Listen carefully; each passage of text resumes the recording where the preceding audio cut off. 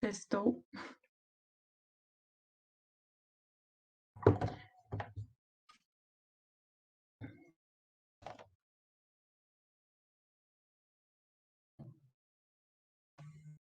Eba, que bom. Tudo bem comigo aqui também. Enfim, fiz essa inversão com a Ana hoje, né? E vamos lá, então. A gente tem nossa primeira aula de Geografia do Brasil. Ai, ai. Eu acho que eu comecei na hora certa, mas talvez meu computador esteja um pouco, não sei, um pouquinho atrasado, adiantado, não sei. Enfim, podemos começar, tá? Vou começar a compartilhar a tela. Não vou mostrar minha carinha pra vocês hoje, porque eu tô ó do Bragodó. E aí, só me confirmem se vocês estão vendo, tá bom?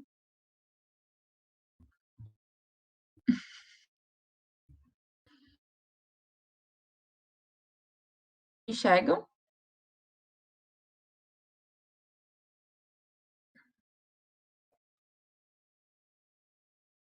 Beleza, então vamos começar. É só uma breve introdução antes da gente fazer as questões que eu separei. É porque eu acho que, assim, Geografia do Brasil, essa parte introdutória, né, das características gerais, ela é bem visual. Então, faz sentido eu trazer alguns pontos importantes antes da gente começar a partir para as questões. Porque a gente precisa, para a resolução de questões de geografia, ter em mente um mapa, mesmo que ele seja meio vultuoso assim na nossa mente, a gente precisa ter uma certa noção de localização do Brasil nesse mapa, de orientação, de extensão. Então, assim, a gente precisa conseguir imaginar algumas coisas na nossa cabeça para que as questões elas se tornem um pouco mais fáceis. No caso das características gerais de geografia do Brasil, hoje a gente vai ver um pouco de extensão, de fronteiras, de, enfim, alguns aspectos também de colonização e tal, algumas coisas mais gerais, mas que dão um norte bem importante para a resolução de questões mais complexas daqui para frente. Então, começando pela localização do Brasil no mundo, né? O Brasil, ele é um país, um dos 5 países maiores em extensão, se nós considerarmos terras descontínuas seriam terras que não necessariamente estão juntas, né? Então, o Brasil só fica na quinta posição porque os Estados Unidos, se vocês forem ver, eles têm terras descontínuas, que seria o Alasca e também algumas ilhas do Pacífico, por exemplo, o Havaí, e por isso eles ganham do Brasil em extensão territorial. Mas se a gente fosse contar só terras contínuas, né, o Brasil estaria em quarto lugar. Enfim, o Brasil é um país enorme, se vocês forem ver, em comparação com outros países do mundo, ele chega a ser maior do que a própria Europa, que tem 5,2 milhões de quilômetros quadrados. O Brasil, então, ele tem 8,5 milhões de quilômetros quadrados, em torno disso. E, atualmente, em terras descontínuas, é o quinto maior do mundo. Bom, a localização dele é totalmente no hemisfério oeste, certo? Porque a gente precisa sempre se orientar a partir das duas principais linhas imaginárias que dividem o mundo. Então, Greenwich seria. Deixa eu pegar o apontador aqui.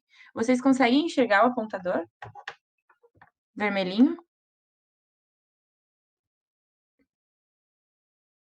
Beleza. Então, Greenwich dividiria a Terra nos hemisférios leste e oeste, e o Equador divide a Terra nos hemisférios norte e sul, certo? Então, o Brasil, ele está localizado totalmente a oeste. Ele fica totalmente a oeste de Greenwich, né, à esquerda. E em relação ao norte e sul, ele tem uma pequena porção de terras no hemisfério norte, então acima da linha do Equador. É uma pequena porção mesmo, equivale a 7% do território. Então, 7% do território estaria acima do Equador e 93% abaixo, aproximadamente, né? Então, o Brasil está praticamente todo inserido no hemisfério sul. E entre os trópicos, que seria o trópico de Câncer em cima e de Capricórnio embaixo, a gente também tem a maior parte territorial do Brasil. Então, o Brasil ele é majoritariamente tropical. A parte subtropical do Brasil, que é a que a gente inclusive vive, ela também equivale a 7%. Então, tudo que excede, né? O que excede acima da linha do Equador e o que excede abaixo da linha do Trópico de Capricórnio é sempre 7%. Pensem nisso. Mas, enfim, o Brasil é um país tropical e a gente mora na porção subtropical, né? O que eu falei para vocês ali quando eu postei o material, que eu ia corrigir, fazer uma correção, é que eu tinha comentado, acho que na última aula, que o Trópico de Capricórnio, ele cortava os estados de Paraná e São Paulo, mas eu esqueci de citar Mato Grosso do Sul. Isso mais para frente eu vou explicar para vocês.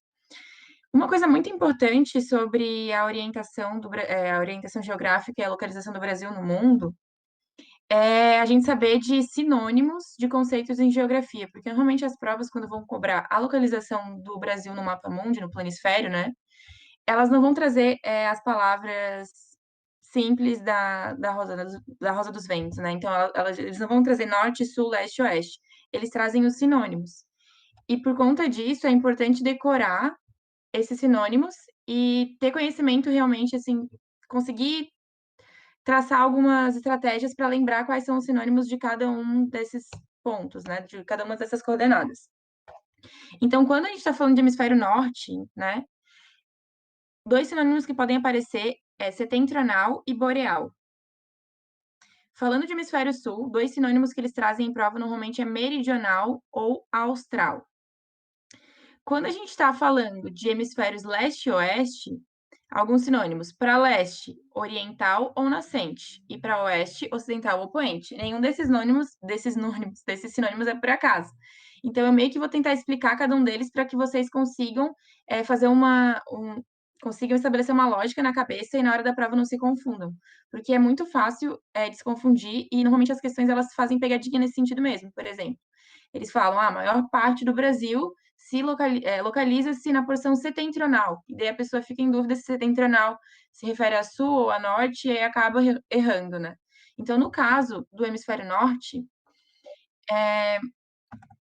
Ops, só deixa eu abrir aqui o chat para não perder nada. No meu celular, rapidão. Beleza.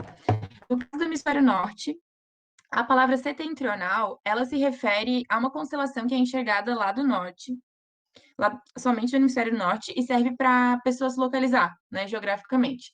Aqui no sul, vocês devem conhecer o Cruzeiro do Sul, certo? Aqui no sul a gente tem normalmente. Deixa eu ver se tá aqui. A gente olha para o céu e para a gente conseguir se localizar é só a gente traçar uma linha reta a partir dessa última estrela aqui, que está ali embaixo, mais ao sul. Esse é o famoso Cruzeiro do Sul. Essa é uma constelação que a gente consegue enxergar daqui do sul. Lá no hemisfério norte, eles conseguem enxergar outra constelação, que é chamada de Ursa Maior, certo? Essa constelação da Ursa Maior, enfim, vocês devem, pela imagem, entender o porquê, né, desse sinônimo.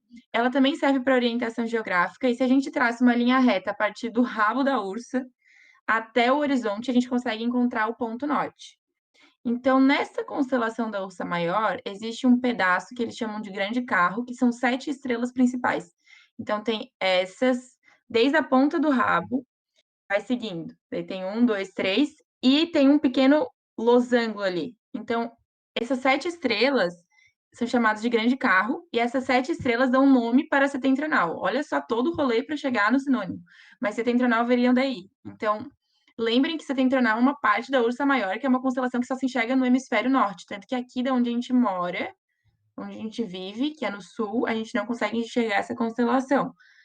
Não consegue se localizar por ela, consequentemente. Então, setentrional é um sinônimo de norte, certo? E boreal, eu não vou trazer a explicação, mas vocês sabem que para setentrional vai ser norte. Então, para o sul, consequentemente, vai ser meridional, ok? Então, as palavras maiores, setentrional para o norte e meridional para o sul. No caso do sul, um outro sinônimo seria austral, e é só vocês lembrarem da Austrália. A Austrália fica na parte sul do mundo, certo? Então, consequentemente, em cima vai ser boreal. Essa explicação do boreal eu até poderia dar para vocês rapidinho, mas é que boreal vem de uma mitologia romana e é um sinônimo para setentrião, que também se referiria a setentrional. Então, por isso que é setentrional e boreal, e no sul meridional ao austral. Tentem sempre decorar isso, porque em prova cai bastante. Aqui, em relação a leste e oeste. No leste, a gente chama também de oriental, porque é a principal maneira de se orientar geograficamente para saber onde está o norte, onde está o sul, se a gente está caminhando em relação ao leste, em relação ao oeste, é perceber o nascer do sol. Sempre que o sol nasce, ele nasce no leste. Por isso que nascente também é um sinônimo. Se a gente sabe que o sol nasce no leste, apontando para o sol, tudo que tiver à nossa frente é norte e tudo que tiver às nossas costas é sul. Então, é um ponto de orientação, né? Então, oriental, por isso que leste tem como sinônimo oriental ou nascente. E o oeste, por consequência, poente ou ocidental. Então tá, beleza. Agora que a gente já tratou desses sinônimos, dá para prosseguir.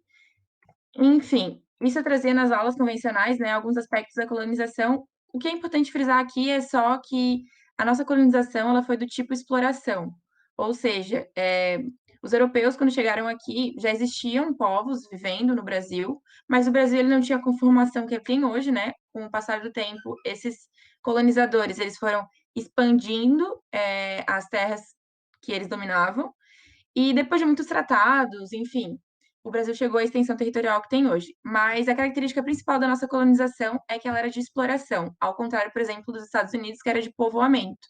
As pessoas foram lá para morar, enfim, para desenvolver aquela terra. Aqui foi nos tirado muita coisa, porque o objetivo da colônia brasileira era realmente suprir necessidades da metrópole europeia. Então, o Brasil ele colaborou muito, inclusive, para o crescimento da Europa, né? O Brasil foi descoberto em 1500 e, com certeza, contribuiu muito, por exemplo, para a Revolução Industrial e para várias outras coisas que acabaram acontecendo na Europa, porque o Brasil era justamente uma colônia de exploração da Europa nessa época, né? Agora, a gente entra para um ponto também que é importante falar, porque é bem citado em prova, que são os pontos extremos do Brasil. E esses pontos extremos do Brasil, eles são cobrados porque eles representam, digamos, pontos muito importantes do país que fazem fronteira com outros e estão localizados dentro de algum estado. Então, é importante saber qual é esse estado, onde está esse ponto extremo, qual é a fronteira que ele faz, qual que é a região, né, desse ponto extremo, onde que acontece esse ponto extremo. Isso cai bastante em prova. E são palavras, assim, não muito fáceis de se decorar, certo? Então, por exemplo, Monte Caburaí, Arroio Chuí, Ponta do Seixas, Serra Contamana, são nomes assim que é fácil de se confundir. Então, quando a gente fala, por exemplo, o ponto extremo oeste, o ponto extremo oeste, deixa eu pegar o apontador aqui. O ponto extremo oeste é a Serra da Contamana. Será que numa hora de prova, no momento de prova, a gente se lembraria disso? Então, por conta disso, por serem nomes de não fácil memorização, é por isso que eu vou cantar uma musiquinha rapidinho, tá? Só para explicar para vocês decorarem como é. Só que antes de eu cantar, tipo, por favor, quem ri, não me fala. Mas assim, quando a gente vai se referir aos pontos cardeais, né? Norte, sul, leste, oeste, a gente sempre fala nessa ordem, certo? Norte, sul, leste, oeste. Norte, sul, leste, oeste. Então a ordem da música também vai estar na ordem norte, sul, leste, oeste. E aí, para vocês decorarem os pontos extremos do Brasil, essa música que minha mãe que cantava quando eu era aluna dela é o seguinte: é, vamos fugir desse lugar, baby. Vamos fugir. Aí começa. Do Monte Caburaí, depois pro Arroio Chuí. Pois diz que me deixa na ponta dos Seixas, na ponta dos Seixas, e depois diz que me ama na Serra Contamana, entenderam? É tipo isso. É só para decorar os pontos extremos, tá, gente? Era só isso. Foi uma palhinha, mas com a musiquinha na cabeça, eu vou cantar até só mais uma vez para vocês decorarem. Pro Monte Caburaí, depois do Arroio Chuí, mas diz que me deixa na ponta dos Seixas e depois diz que me ama na Serra Contamana. Então, tipo, norte, sul, leste, oeste, pela ordem da música. O ponto extremo norte do Brasil, que é o Monte Caburaí, ele também coincide com a nascente do rio Uialã. Então, ele fica no estado de Roraima, que é esse ponto mais extremo ao norte, e faz fronteira com a Guiana. Então, lá no Monte Caburaí é onde a gente tem o ponto mais ao norte do Brasil, ou seja, o ponto mais setentrional do Brasil, e realmente está no hemisfério norte. Aqui ao sul a gente tem o Arroio Chuí. Para quem é de Araranguá, enfim, não sei se tem alguém daí, mas a gente tem tipo o Arroio do Silva, né? O arroio ele é um curso de água curto, não chega a ser considerado um rio, mas lá entre o Rio Grande do Sul e o Uruguai a gente tem um arroio que é chamado Chuí, então o ponto extremo sul é o Arroio Chuí, que fica no Rio Grande do Sul. O ponto extremo leste do Brasil, que é a Ponta dos Seixas, é um litoral, uma praia que fica na Paraíba. E o ponto extremo oeste é a Serra da Contamana, ou então a nascente do rio Moa, que fica bem aqui na Serra da Contamana, que fica entre o Peru e o Acre. Beleza? Então, esses são os pontos extremos do Brasil. E quando a gente une eles, ou seja, a gente pega a distância entre o ponto mais ao norte, mais ao sul, e a distância entre o ponto mais a leste, mais a oeste, esse mapinha está um pouquinho desatualizado, a distância é um pouco diferente do que ele traz aqui, 4.320. Na realidade é 4.390, mais ou menos, e o 4.328 é 4.319. Mas isso porque, com o tempo, os processos de medir, assim, as distâncias, eles ficaram eles foram se especializando, assim, né, na medição de grandes faixas continentais, e então agora a gente tem mais precisão. Então, o Brasil, ele tem, por coincidência, quase uma equidistância entre os pontos norte e sul, leste e oeste. É tão pequena a diferença entre as quilometragens de norte a sul e de leste a oeste que o Brasil é considerado um país equidistante. Quer dizer, tem distâncias iguais entre o norte e sul e o leste e oeste. Se aparecer em prova, mesmo que exista uma pequena diferença de quilômetros, essa diferença é irrisória. Então, em prova, pode-se afirmar que o Brasil é um país equidistante. Inclusive, tem uma questão da UFES, que eu acho que recente, no vestibular de 2016, que existia essa alternativa. Muitas pessoas não marcaram por acreditar que não seria equidistante, porque não é exatamente a mesma distância. Mas isso é um preciosismo. De maneira geral, ele é praticamente equidistante. Enfim, e ele também é um país de extensões continentais, né? Como eu já tinha comentado. Seguimos. Agora, o último aspecto que a gente vai tratar nessa aula vai ser fusos horários. O Brasil, ele é muito extenso de norte a sul, e por esse motivo a gente tem uma grande variedade climática, uma grande variedade de vegetações, enfim. Claro, porque a variação de latitude é muito grande. Mas ele também é muito extenso em relação às longitudes. Então, de leste a oeste, o Brasil também é muito extenso.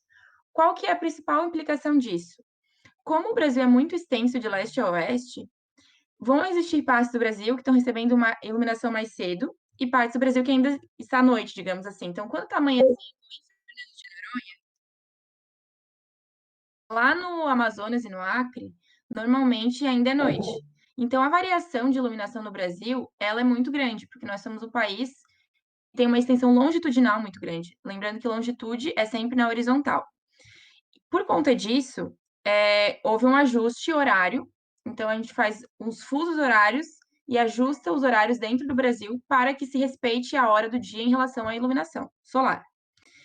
Por conta disso, nós temos 4 fusos horários atualmente no Brasil. E o primeiro fuso horário que a gente tem é esse de menos 2 horas em relação a Greenwich, que é o que inclui a ilha de Fernando de Noronha e algumas outras ilhas atlânticas, né, do Brasil. Fernando de Noronha, só lembrando vocês que pertence ao Pernambuco, tá? É uma ilha que pertence ao estado do Pernambuco. É como se fosse uma terra descontínua do Pernambuco. Aí depois, a menos 3 horas, a gente tem o fuso horário de Brasília, que tem todos esses estados aqui e metade do Pará, e o Amapá também pertence ao fuso horário de Brasília. A menos 4 horas, a gente tem esses estados do Mato Grosso e Mato Grosso do Sul, Roraima, Rondônia, uma parte do Amazonas e metade do Pará. Aí, a menos 5 horas, a gente tem o Acre e uma porçãozinha pequena do Amazonas. Então, atualmente, nós temos 4 fusos horários. E essa mudança, essa definição de 4 fusos horários, ela é bem recente. Ela foi estabelecida em 2013. Antes, nós tínhamos só 3. A região norte, ela estava toda dentro de um fuso horário só. E isso era bem problemático, porque realmente existia uma diferença de iluminação muito grande. E isso faz com que aconteçam enfim, várias situações complicadas, principalmente em relação a horário de trabalho, transmissão de informações, enfim. Aí, seguindo, vamos começar a resolver as questões.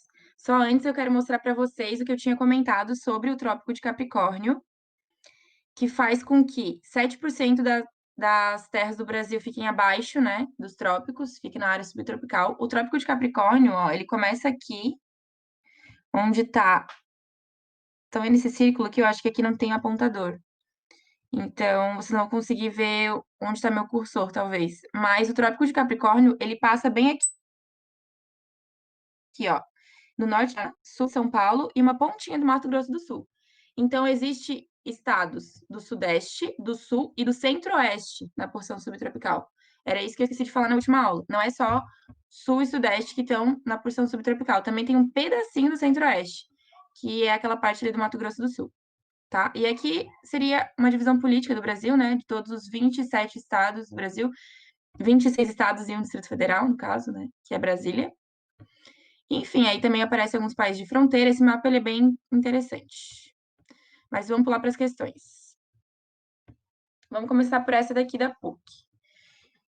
Tudo bem, gente? Vocês conseguiram entender, tipo, a introdução da aula? Eu acho que, tipo, não tinha como eu começar as questões sem fazer essa breve introdução, porque vão ter algumas coisas aqui dentro que precisam de um entendimento maior. Então, a gente pode passar já. Você tem alguma dúvida sobre o que eu falei? Beleza. Então, tá. Então, começamos por essa questão da PUC.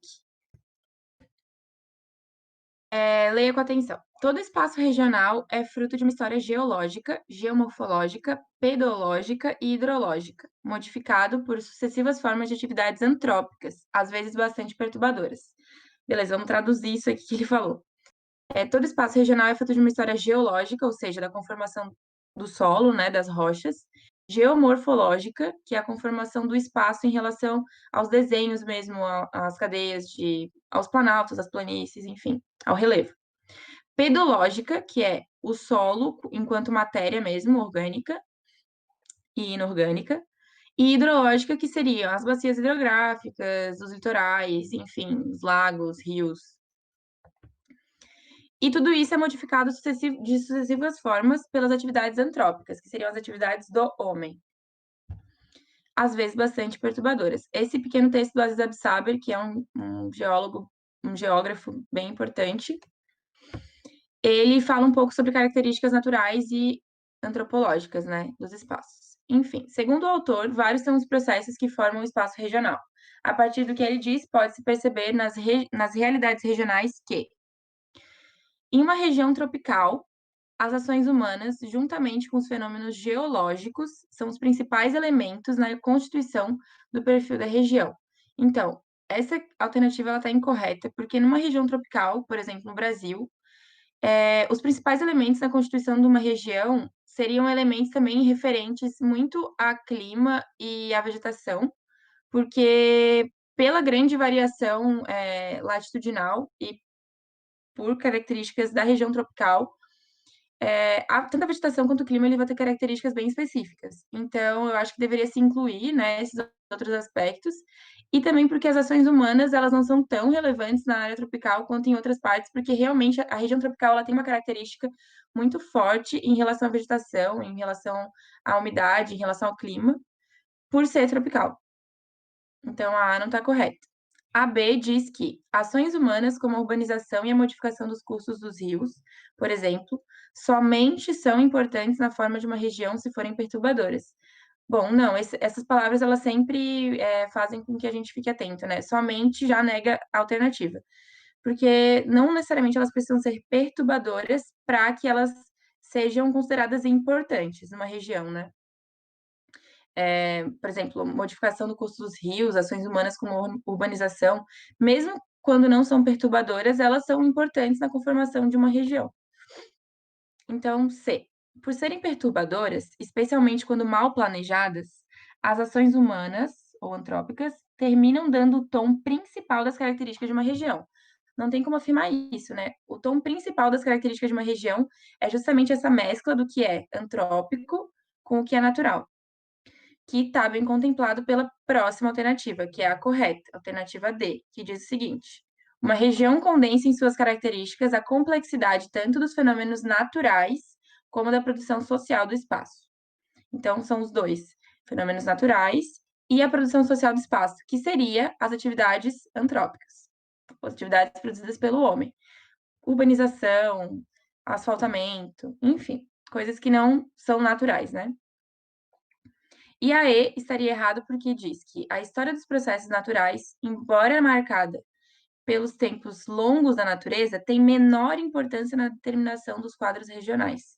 Então, não, ela tem grande importância, né? Inclusive, às vezes mais do que a antrópica. Então, alternativa D é a alternativa correta. Essa questão da Faculdade de Trevisan, ela também estava no material, mas eu trouxe ela em outro formato, porque o material tava um pouco difícil também de entender ali. Eu acho que tinha algum erro de digitação. Não sei se vocês chegaram a ver, se vocês têm acesso à apostila. Mas, enfim, vamos fazer. Faculdade de Trevisan. Em síntese, o Brasil é um país inteiramente ocidental, predominantemente do hemisfério sul e da zona intertropical. Então, lembrando que ocidental é um sinônimo para oeste, né? Oriental é de leste, onde o sol nasce, e ocidental é de oeste. Então, o Brasil ele é inteiramente ocidental, sim, ele fica inteiramente à esquerda do meridiano de Greenwich, predominantemente no hemisfério sul, correto, 93%, né, das terras do Brasil ficam no hemisfério sul. Outros sinônimos para sul seriam meridional e austral, lembre. E também faz parte da zona intertropical, né, essa é a maior parte. Mas existe uma parte subtropical. Então, considere as afirmações. 1. O Brasil situa-se a oeste do meridiano de Greenwich. Sim, tá certo. Ocidental, lembrem que é um sinônimo de oeste. Então, ele está, sim, a oeste de Greenwich. 2. O Brasil é cortado ao norte pela linha do Equador. Sim, tanto que existe uma pequena porção do Brasil no hemisfério norte e uma grande porção no hemisfério sul. 3. Ao sul, é cortado pelo Trópico de Câncer. Então, o erro aqui tá no Câncer, né? É cortado pelo Trópico de Capricórnio. Lembrem que as palavras mais extensas ficam no hemisfério sul em relação aos trópicos, né? Capricórnio e Círculo Glacial Antártico é no sul. Aí o Trópico de Câncer e o Círculo Polar Ártico ficam no norte, ok? E normalmente, assim, os nomes, né? Câncer e Capricórnio vêm de constelações mesmo, que inclusive dão nome aos signos, né? Mas é porque realmente o Câncer é uma constelação que se vê no hemisfério norte e Capricórnio se vê do sul. Então o 3 está errado. Aí a 4 diz que ao sul é cortado pelo Trópico de Capricórnio, então agora sim, apresentando 92% do território na zona intertropical, entre os trópicos de Câncer e de Capricórnio. Aqui ele traz 92, né? Hoje normalmente a gente fala de 93.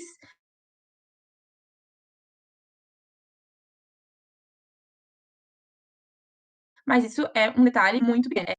Então é só ter um pouco de bom senso também nesse sentido, né? Porque, enfim, 92%, 93% é uma estimativa, né? Então, essa maneira de mensurar uma área muito extensa, ela com certeza pode ter variações. Então, continua sendo verdadeiro, 92% do território na zona intertropical, ou seja, entre os trópicos, e o restante abaixo dos trópicos, né? Então, na 5, ele fala que os 8% restantes estão na zona temperada do sul. Zona temperada, lembrando que é abaixo da linha dos trópicos. Então, sim, fica na zona temperada do sul. As alternativas corretas, então, eram 1, 2, 4 e 5. Então, a gente assinalaria A, D, ok?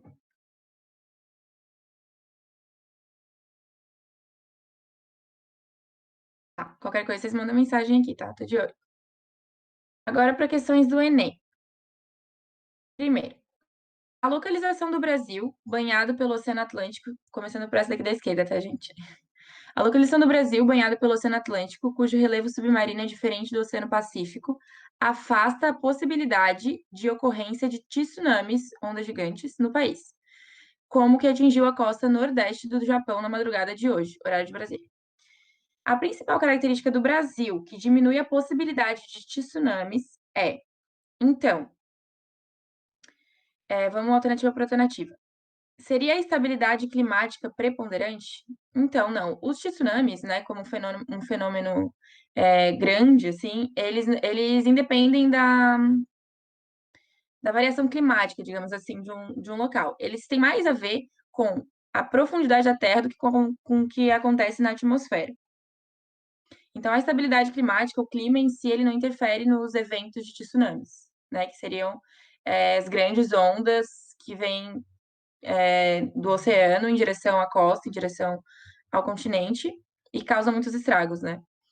B, formação geológica.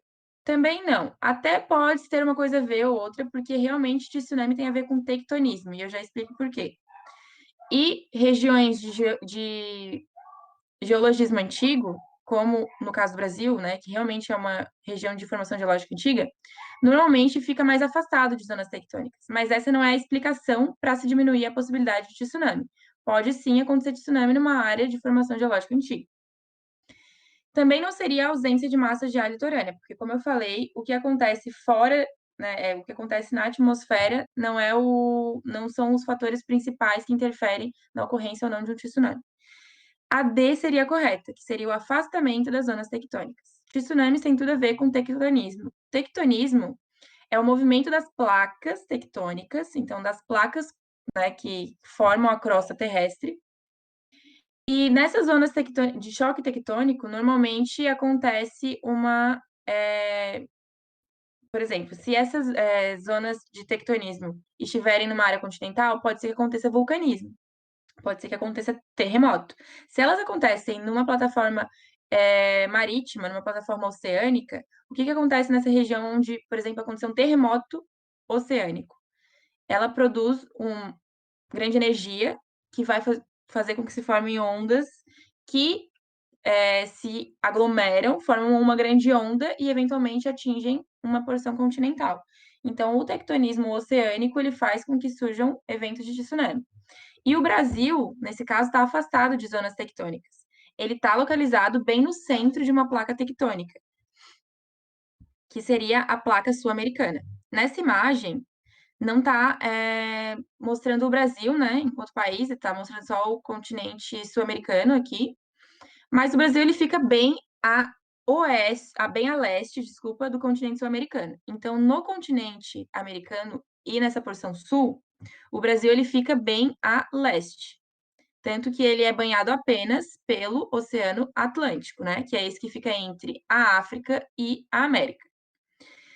O Brasil não tem litoral pacífico, né?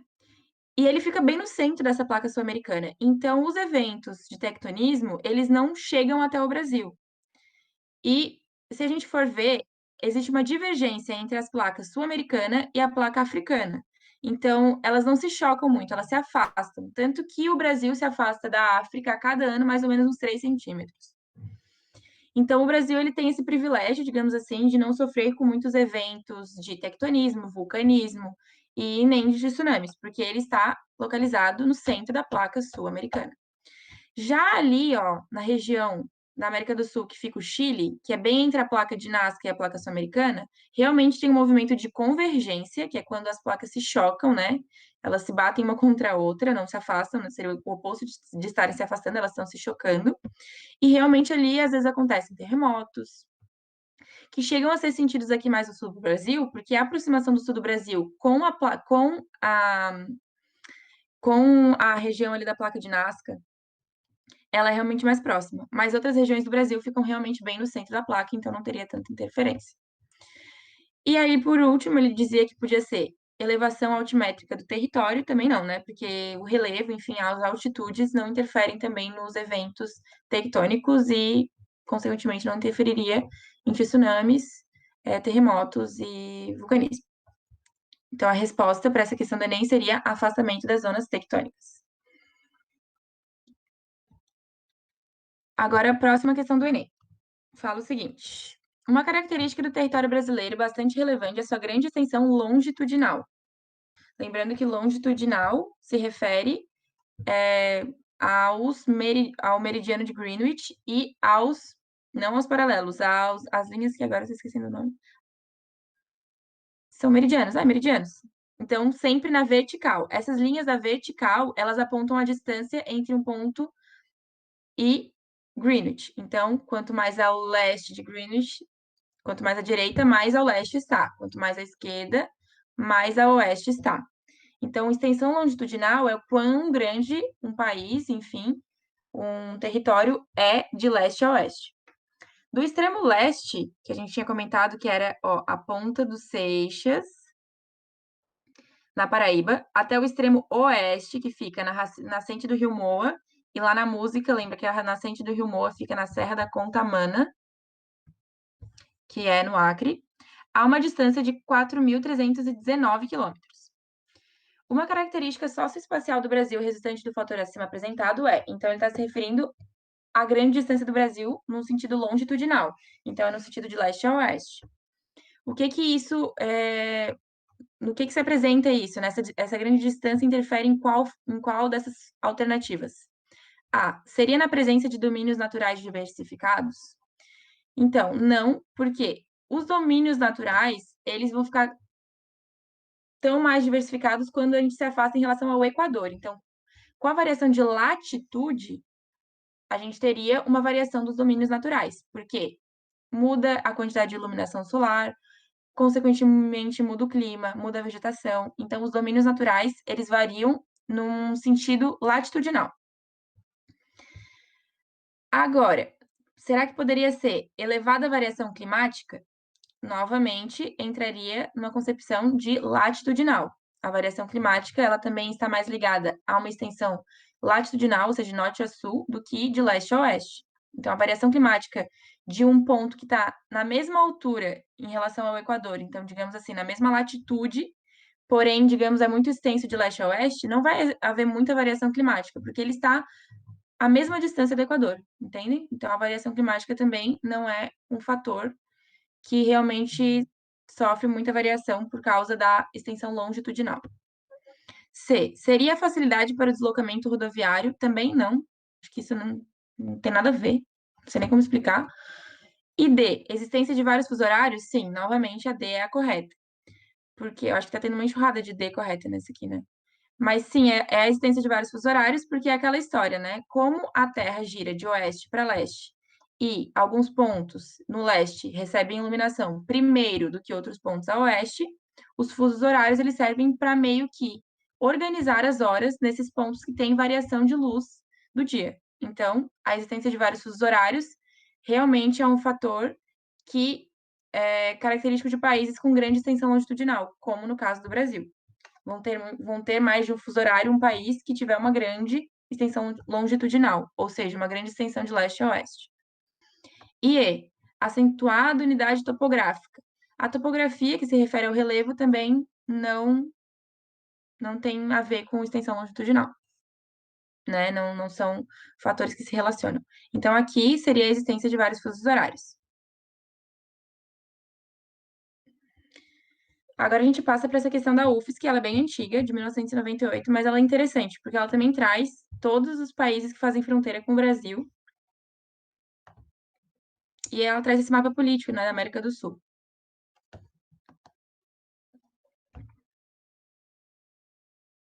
Isso, Roger, desculpa, eu demorei para te responder. Sim, era do Enem 2015 essa questão.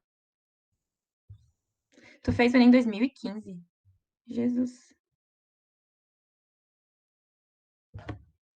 é verdade. Faz tempo. Também sou dessa época. Agora vamos começar a questão 1 aqui da UFSC de 98. Meu Deus, entrou na UFSC bem. Eu sou, enfim, fiquei anos no cursinho, né? Entrei na UFSC em 2016, eu entrei em 2018.2. Eu fiz o Enem, gente, desde 2012, porque a primeira vez que eu fiz Enem, eu tava no primeiro ano. Então, eu fiz Enem em 2012, 13, 14, 15, 16, 17 e 18. Fiz 7 provas do Enem. Guerreira. Enfim, o mapa abaixo mostra a localização do Brasil e de Santa Catarina na América.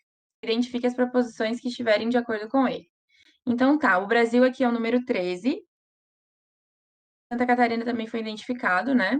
E tem todos os países que fazem fronteira. Eu vou até É que vocês não vão ver meu cursor, né? Então não adianta eu apontar e falar os nomes. Mas tá em uma legenda e é bem interessante, assim, entender esse mapa político da América do Sul, que é bem cobrado em prova.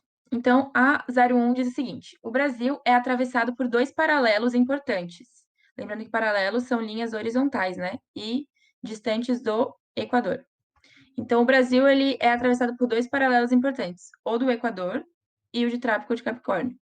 Certo. Os dois paralelos que atravessam o Brasil é o Equador e Trópico de Capricórnio, sendo que o Equador é o paralelo número 0 graus, e o Trópico de Capricórnio é 23 graus e 27 minutos. Vocês veem o cursor? Meu Deus, meu mundo caiu. Que bom. Eu achava que não vinha, não viam. Eu ficava, inclusive, muito louca mexendo ele aqui. Então tá. Que bom, então. Das terras brasileiras estão localizadas no hemisfério meridional. Então, agora, ó, surgiu um sinônimo. Meridional, me respondam aí no chat. É sinônimo de norte, sul, leste ou oeste?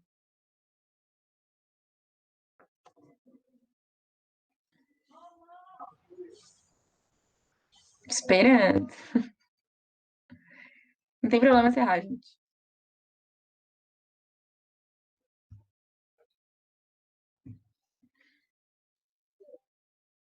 Aí, acertou. Meridional é sinônimo de sul. Lembra que setentrional é lá das 7 estrelas da constelação da Ursa Maior, e daí fica no norte.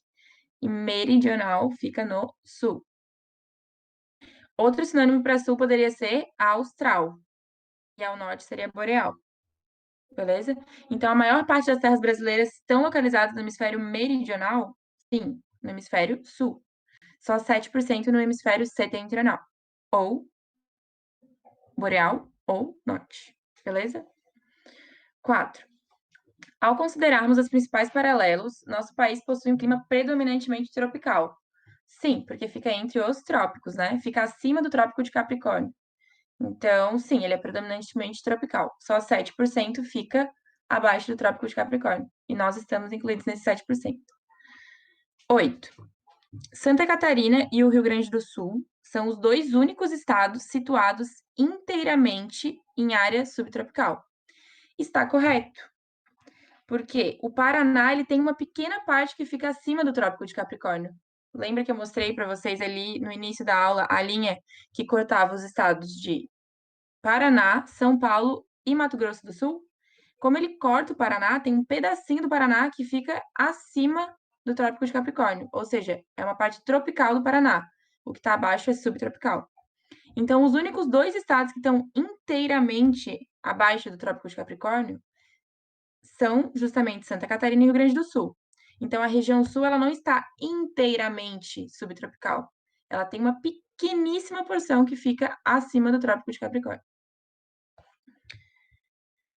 E 16 diz que o Chile e o Equador são países sul-americanos que não fazem fronteiras com o Brasil, que não fazem fronteira com o Brasil. Era só voltar no mapa e conferir, né? O Chile é esse de número 9 e o Equador é esse de número 6. Então, os únicos dois países da América do Sul que realmente não fazem fronteira com o Brasil são Chile e Equador. O restante, todos eles fazem. E a maior fronteira, que tem uns 15 mil quilômetros, é essa daqui da Bolívia, que é o número 8, tá? Então, fechou. Todas as alternativas estavam corretas. O que acontece, né, quando todas estão corretas? Para fazer a questão inteira, teria que ser marcado realmente 31, que é a somatória de 16 mais 8 mais 4 mais 2 mais 1. Mas ninguém ia zerar essa questão, porque assinalando qualquer uma delas, tu já ia fazer parcial, porque todas elas estavam corretas. Isso não é mais muito comum de acontecer na UFSC, essa prova é de 98. Hoje em dia, é bem raro que todas as alternativas estejam corretas. Mas antigamente não era tão raro. Então, a resposta da somatória era 31. Indo agora para a última questão do Enem, é uma questão de fuso horário, e sempre que aparece fuso horário em geografia, a gente pode saber que vai ter que fazer cálculo matemático, né? Quando eles fazem essas questões de viagem de um ponto a outro, enfim. Eu até já fiz aqui no cursinho com vocês um exercício de fuso horário, lá numa das primeiras aulas, e é realmente uma questão de geografia que é pouco conceitual e ela é mais matemática. Então, vocês precisariam rabiscar ali algumas continhas para entender ela. Por conta disso, eu vou usar o Paint aí para Paint, não sei como é que se fala isso, para ajudá-los a resolver essa questão, que é de fuso horário, apareceu na prova de geografia, mas ela era completamente matemática. Não completamente, porque ela necessitava de uma interpretação a mais, que seria em relação ao horário de verão. Que sempre que aparece horário de verão na prova, vocês podem acreditar que vai ser uma pegadinha, que vai tentar fazer com que vocês assim, ó, apareceu o horário de verão, a palavra horário de verão numa prova, fica atento, porque vai ter uma pegadinha, mas vocês vão conseguir, não vão cair nela. Então, eu vou ler aqui com vocês e vou resolver ali no Paint, tá? Mas, basicamente, tem os 4 fusos horários aqui do Brasil, nesse mapa. O de -2 horas, né, que é o de Fernando de Noronha. O de -3, que é o horário de Brasília. O de -4, que ficaria aqui Mato Grosso do Sul, metade do Pará, Amazonas, Roraima e Rondônia. E o quarto fuso horário do Brasil, que é essa porção mais ao oeste, né, mais ao ocidente, que seria Acre e um pedacinho do Amazonas. Então, ele diz que uma família saiu de Porto Alegre, então aqui, né, de Porto Alegre, que fica mais ou menos aqui no Rio Grande do Sul, onde está o meu cursor. E aí, às 8 horas do dia 1º de janeiro de 2010. Portanto, estavam dentro do período de vigência do horário de verão. O que significa isso? Quando a gente fala que eles estavam no período de vigência do horário de verão, significa que eles estavam com 1 hora a mais no relógio do que deveria ser, pelo horário solar. Então, quando o horário de verão ainda existia, o que a gente fazia era acrescentar 1 hora no relógio. Se vocês ficarem em dúvida se era acrescentar ou diminuir, é só lembrar que no verão, na praia, quando é 8 horas, às vezes ainda está claro. Ou seja, não era para ser 8 horas, era para ser 7 horas. Porém, nós somamos 1 hora no relógio. Então, no horário de verão, a gente sempre soma 1 hora. Se eles somaram 1 hora no relógio, eles estavam em Porto Alegre, onde existia o horário de verão, não deveria ser 8 horas, concordam? Na verdade, pelo horário solar, era 7 horas, ok? Lembrem disso.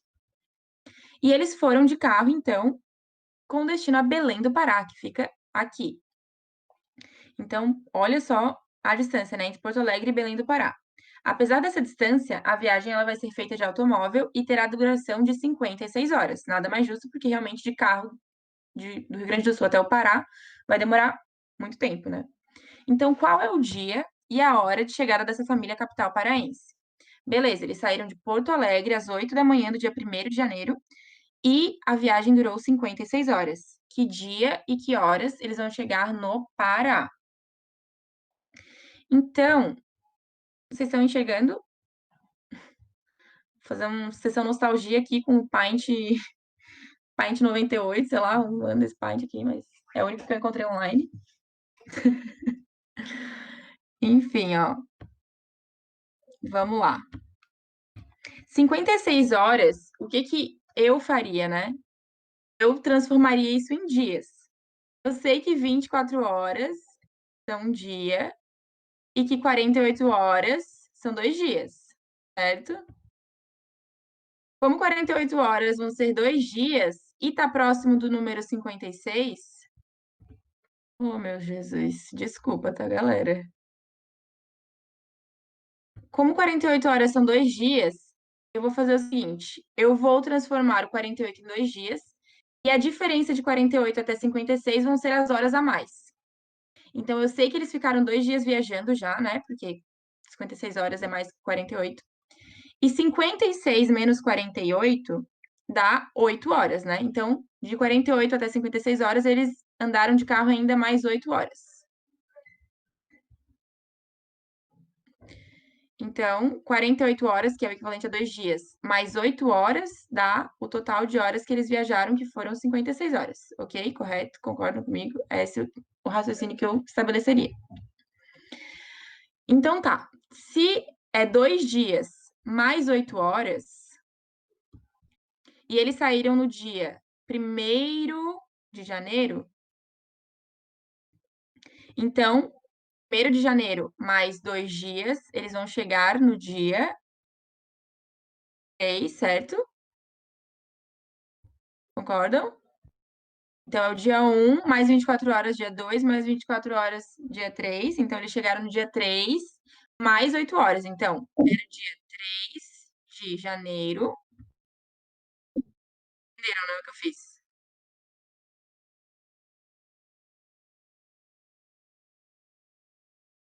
Então, eles saíram às 8 da manhã lá de Porto Alegre, só que na verdade era 7 da manhã, porque existia horário de verão.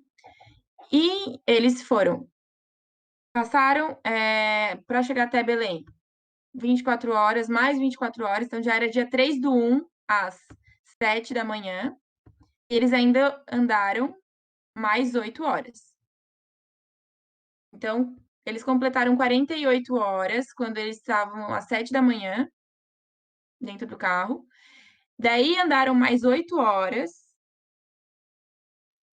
Então, 7 mais 8.